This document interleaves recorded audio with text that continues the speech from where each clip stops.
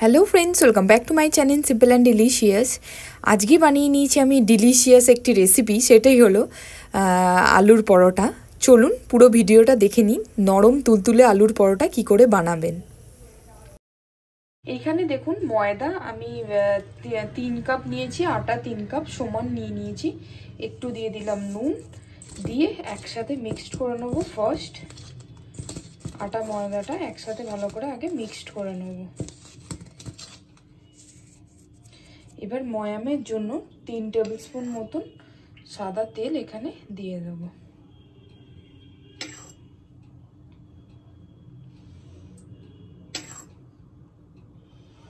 দিয়ে ভালো করে ময়াম দিয়ে নেব। ময়াম দেওয়ার পরে একবারে খুব নরম নয়, মিডিয়াম ভাবে আমি আটা ময়দাটা মেখে নেব, একটা ডো তৈরি করে নেব। আগে ভালো করে ময়ামটা দিতে হবে। দেখুন ময়ামটা হয়েছে কিনা কি করে বুঝবেন, এরকম করে ডলা পেকে যাবে, তাহলেই বুঝবেন ময়ামটা হয়ে গেছে। এবার চলুন মিডিয়াম ভাবে, খুব নরমও নয় খুব মোটাও নয়, এরকম ভাবে একটু আমি ময়দাটা মেখে নিই। দেখুন আমার ডো মাখা হয়ে গেছে। এরকম ভাবে করবেন, দেখবেন যে খুব নরম নয় আবার খুব শক্তও নয়, মিডিয়াম ভাবে মেখে নেবেন।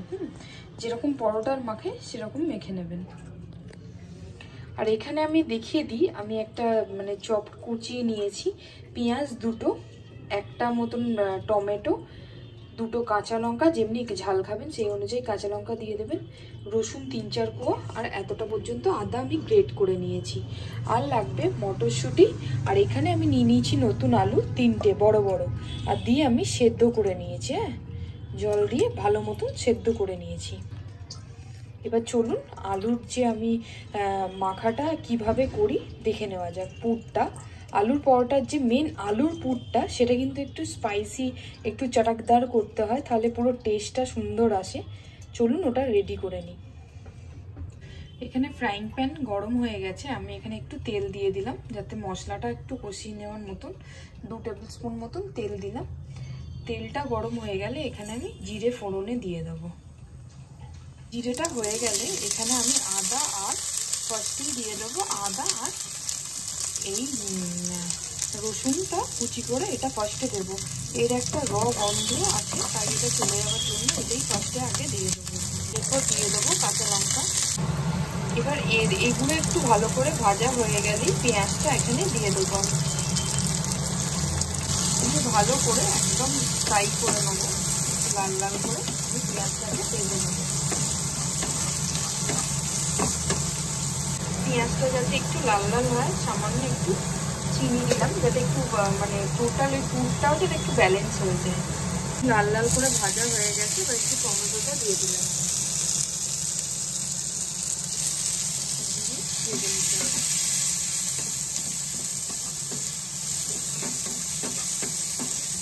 পেঁয়াজটা কিন্তু একটু ভালো করে ভাজা না হলে কিন্তু ভালো লাগে না।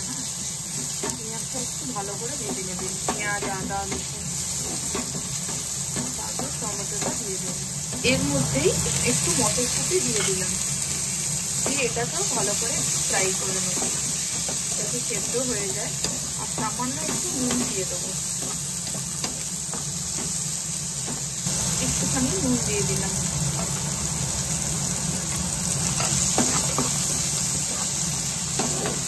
মটরশুঁটিটা হয়ে যায় এরকম ভাবে দিয়ে দেবো।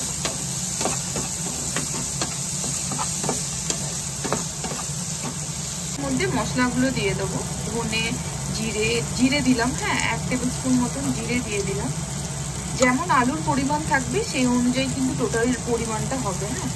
ধনে জিরে দিয়ে দিলাম, আর দিয়ে দেবো একটু হলুদ। মটরশুঁটি সেদ্ধ করেও দিতে পারেন, আমরা এমনিই দিলাম, একটু হাতে করে চটকে নিলেই হয়ে যাবে। দিয়ে দিলাম হলুদ। এবার আলুটা দিয়ে দেবো, আলুটা দিয়েও আমি এর মধ্যে কিছুক্ষণ করবো, তো ওর জন্য আলুটা দিয়ে দেবো। আলুটা দিয়ে দিলাম, দিয়ে এর মধ্যে একটুখানি করবেন তাতে যেন হয়ে যায়। নতুন আলু একটা আলাদাই টেস্ট। এটাকে ভালো করে মিক্সড করে নিতে হবে সব পুরোটা ইয়ের সাথে।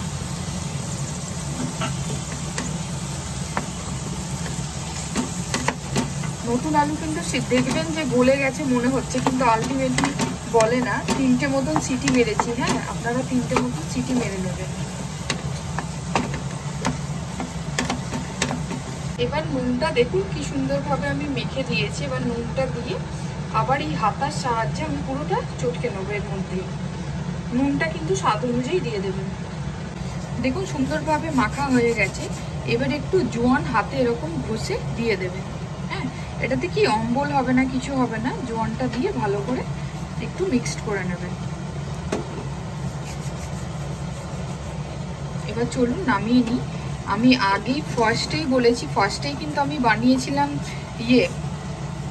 তোমার কি বলে আলু, মানে আলুটা সেদ্ধ করার পরেই কিন্তু আমি ময়দার ডোটা মেখে রেখেছিলাম যাতে ওটা হয়ে যায়। এই পুরটাও হয়ে গেল। এবার চলুন এটা একটু ঠান্ডা করে পুর ভরবো আমি। আর একটু টেস্টের জন্য ধনেপাতা আপনারা অ্যাড করতেও পারেন, না করতেও পারেন, কিন্তু শীতকালে ধনেপাতা দিলে একটু আলাদাই খেতে হয়ে যায়। হ্যাঁ, এটা গ্যাসের কিন্তু ফ্লেম বন্ধ করে আমি এই ধনেপাতাটা দিয়ে দিলাম। দিয়ে কিছুক্ষণ একটু রেখে দেবো গরমের মধ্যেই, তাহলে ধনেপাতাও কিন্তু সেদ্ধ হয়ে যাবে।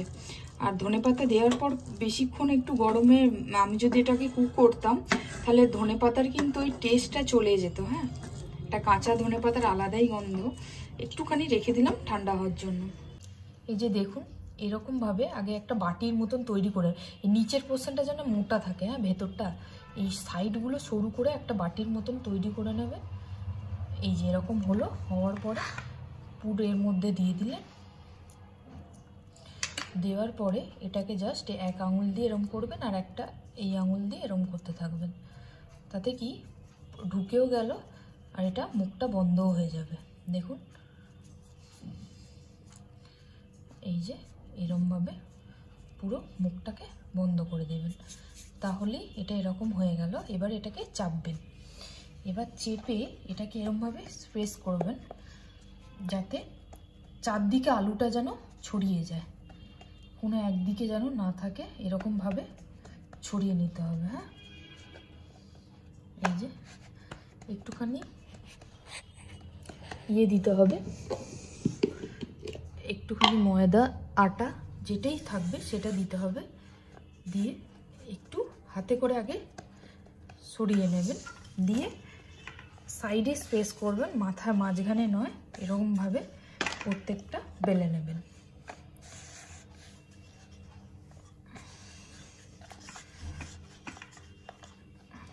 এরকমভাবে প্রত্যেকটা বেলে নেবেন।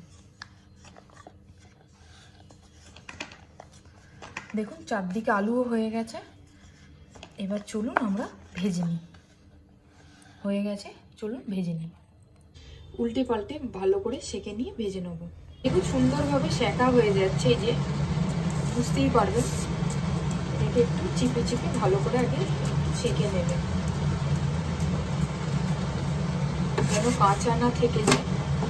আর অম্বল হওয়ার কোনো মানে টেন্ডেন্সি থাকবে না, কারণ কি আমরা দিয়ে দিয়েছি, জোয়ান দিয়েছি। জোয়ানটা বেশি করে দিলে অম্বলটা হওয়ার কোনো মানে সিমটমই থাকে না।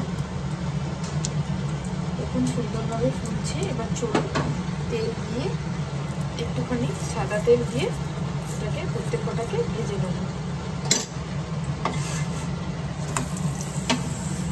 দিয়ে ভালো করে ভেজে নেব। দেখুন এরকম করে প্রত্যেকটা বড়টা ভেজে নেব।